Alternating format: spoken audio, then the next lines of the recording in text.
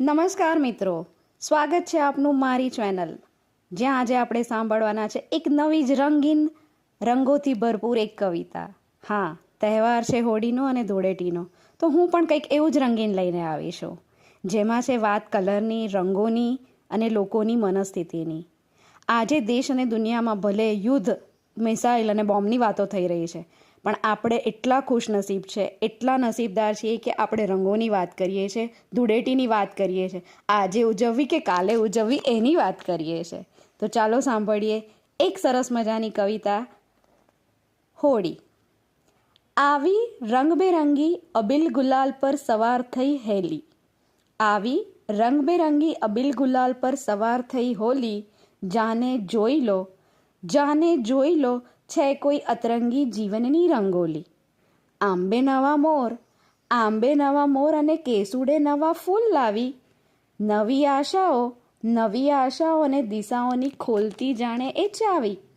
કહેવાય છે પાપ પર પુણ્યનો એ વિજય અવસર, મારી હોલિકાને પ્રહલાદે અર્પ્યો નૃષિ અવતાર.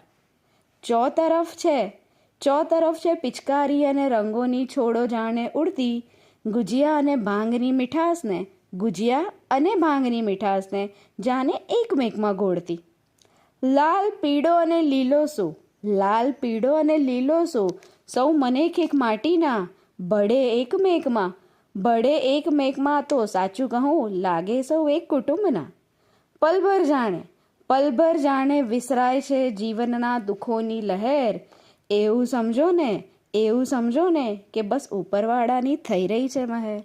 હા દોસ્તો, આટલા અજંપા ભર્યા વાતાવરણમાં દુઃખો વચ્ચે આવતા આ તહેવારો આપણને નવી આશાની કિરણ આપી જાય છે, જીવનના રંગોની જાણકારી આપી જાય છે.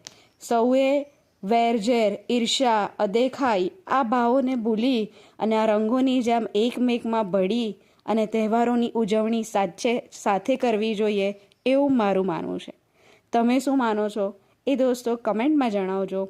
તો મારી આ ચેનલને લાઈક કરો, શેર કરો અને સબસ્ક્રાઈબ કરો. ફરી પાછી કોઈ નવી કવિતા સાથે જલ્દીથી મળીશ. ધન્યવાદ.